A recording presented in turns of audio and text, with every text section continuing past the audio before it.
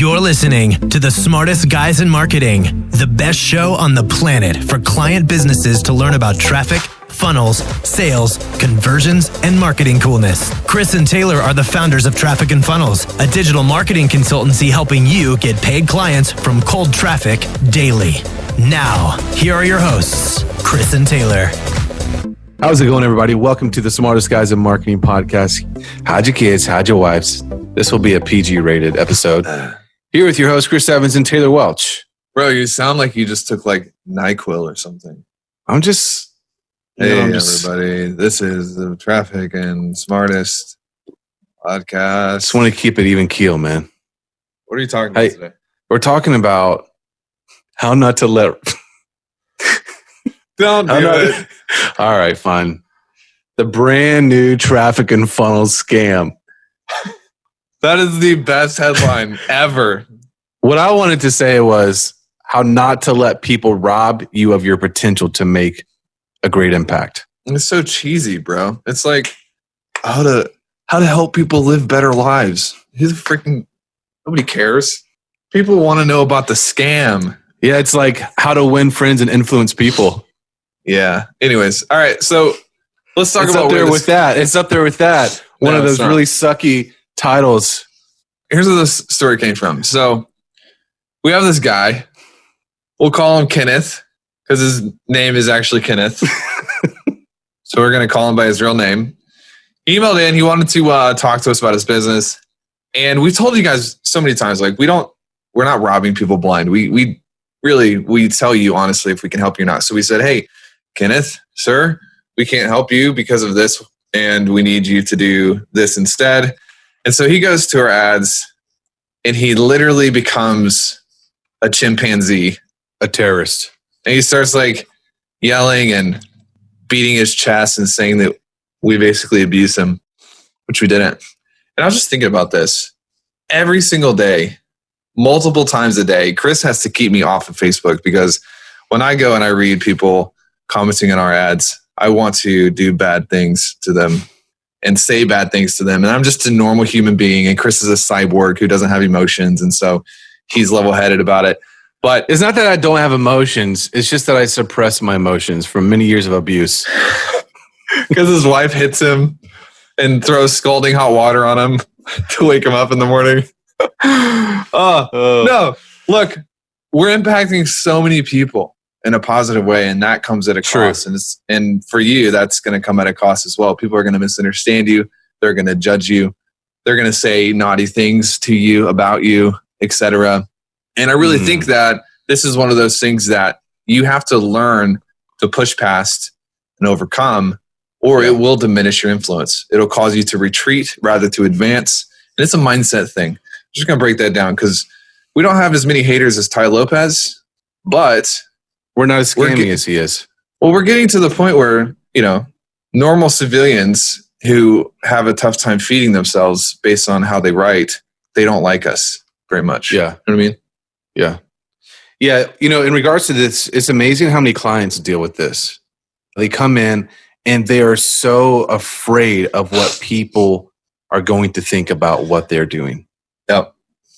And so we want to help you guys. We don't want you to be stuck here. We want you to be able to move past this so that you can make and have an incredible impact on your family and then the people that you work with as your clients. Oh. Hold on. You just said something really cool. Wiggity. Oftentimes the people closest to you are going to be the first people to misunderstand you. Uh-oh. Sorry. I don't know if we can go there. I don't know. Last week I posted a post that was actually genuinely helpful. Had several people message me and say, thank you for this. This changed the way I think about money and business. And then one of my friends from when I used to live in Memphis texted me. He said, hey, I just want to make sure that you have accountability and you're not thinking that money is everything. There's more to life than money. And I started typing up a response and I just erased it. And I said, thanks, bro. Smiley face. I was actually gracious for the first time in my life because I'm learning from Chris, y'all. Like I'm growing up, I'm getting a filter. But here's the thing, like a lot of times when you start going into, I read this quote yesterday. It was like the greatest treason a crab can commit is reaching for the edge of the bucket. People are going to misunderstand you. They're going to wonder like, why the crap is Chris Evans trying to make more money, get into a new place in life? It's treason to the people around you. Reaching your full potential will be pretty offensive to the people around you who are not reaching their full potential. It's going to be offensive. Why is that? Can we just dive into that a little bit? Because there's going to be an innate challenge. Well, why does that person think he deserves to make 6 figures, but I don't deserve? Why does that person think he deserves having it? Why is that person sharing his opinion on Facebook? It's a challenge. It's an affront. Because, I mean, if you're a millennial especially, it's kind of cool to be poor but be chasing your dreams. It's kind of cool to be like, on food stamps, but it's the government's fault. It's kind of culturally acceptable. Yeah. And when someone escapes that, it challenges their own beliefs about that, and it's offensive. I had some extra protein this morning in my shaker bottle. I can tell, man. I can tell. So, Kenneth, I'm over it. I'm over it, bro. But it bothered me for a second. I actually commented. I said, hey, bro, can we interview on our podcast about how to stay stuck for your entire life and how to take the long way instead of the short way and how to be bitter? I think your crew would really enjoy that. And I think somebody deleted it. But any thoughts on this? Yeah, I think, one, you have to expect that this is going to happen. So you decide if you want to make an impact first for yourself, so you're in a healthy place to make an impact on other people's lives, right?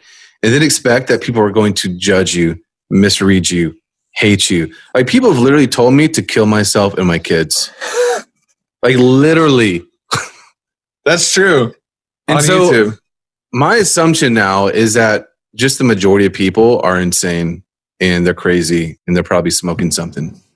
But man, this is one thing that can stop you, especially like when you're thinking about it going into it. You don't really think that it's going to maybe be your family members or people that have been close to you. But that's where a lot of initial resistance comes from, like Taylor said. And then when you find some success and you start going bigger and you're running paid ads and you're building a platform, man, it just comes from all over the place, right? And so you have to expect it and be okay with that. And I think once you arrive to that place and you have the perspective of the bigger picture of what you're accomplishing, it just doesn't matter. Yeah. It doesn't matter. So 2 things I would add to that. That's the first, is learn to expect it. The second thing I would say is understand the costs associated with both. What is the cost associated with you going out there and putting your message into the world? Well, you're going to get a little bit of hate. You're going to get a little bit of resentment. There are going to be some people who think that you are a loser. That's the cost. What is the cost of backing down and not sharing your message to the world and retreating and not posting that thing on Facebook because you don't want your mommy and daddy to look down on you? What's the cost of that? Is your market misses the opportunity to enjoy breakthrough. So you got to understand the cost. When I think, I'm not going to publish this because I don't want someone to comment that I'm a scam. How many hundreds and hundreds of people are struggling to take their family on vacation, are struggling to get clients, are going to struggle to upgrade that house because I'm being a loser and selfish, and I'm not willing to withstand some hate to help that person out. Woo! Just calling it like it is. Somebody calling it like it is. 3 quotes that have helped us. We talked about this in actually like the memos in April back in the day. So if you're not on the memos, you should, because you get access to some of this stuff before anybody else does. But three quotes that help you deal with hate. You want to go first? You hit the first one. Trying to get everyone to like you is a sign of mediocrity. You'll avoid the tough decisions and you'll avoid confronting the people who need to be confronted. It's by Colin Powell. That's good. It's pretty good. It's pretty good. If you want to improve, be content to be thought foolish and stupid. You know how to say that name? You know how to read that name? Epictetus. Hey, this applies because sometimes when someone does challenge your point of view, we just had a client last week who posted and someone was arguing with her. And I said, ignore it. The greatest power you can have right now is to just ignore it, because our natural temptation is to go prove our point. But you can't prove your opinion to a stupid person because they don't understand logic. They don't understand normal human things. Yeah. So that's why like this quote is really good, because it's like, it's okay if certain people that they're never going to be in your tribe anyway, they think you're stupid. That's okay. Yeah. You know? You get the third one, bro. Living well is the best revenge. Bro, can you pronounce that name? George Herbert. Yeah. Sir George Herbert. That's intense. Yeah, dude. It's true. That's why I see all these people who are on Facebook who are like, I won't name any names because out of respect for them, but there are some gurus today. They're refuting hate with their own hate. So they're making their own posts, yelling at people and using dirty words. And, just the other day, we were in one of the ClickFunnels groups. I read this post for like 40 minutes. It was hundreds and hundreds of posts of these marketing experts literally combatively arguing with each other, telling people they were going to kill each other. It was a mess, dude. You remember that? Yeah. I called Chris and I was like, you have to go read this. It's amazing. It's like a freaking fantasy novel. People cutting each other's heads off, and it is amazing. Like, these guys don't understand, like, the best revenge you can have on people who don't understand your point of view is the way you live, the way you treat people. And that's All it. out. It's the best revenge. Yeah. It's true. So we got, Love it. Hey. What? are we a scam? Can you just answer that real fast? We are. We scammed so many people into making more money, having more freedom, Yeah. greater control. It's true. Like, for real, dude, I'm wondering if you took NyQuil right before we hit record. No, dude, I'm just, I'm cool, even keel. Whatever, man. Smooth like butter. Cyborg Chris. Hey, go get on the memos. trafficandfunnels.com/memos. Not minnows. MEMOS. I knew Taylor was going to say that. Since And he we do thinks have you it. guys are stupid. That's not true. I don't think you guys are stupid. That's not true at all. We also have a gift for you. trafficandfunnels.com/gift. GYFT. I mean, GIFT. GIFT. Hop on there. All right. Check that out. Nothing but love. Peace. This is the podcastfactory.com.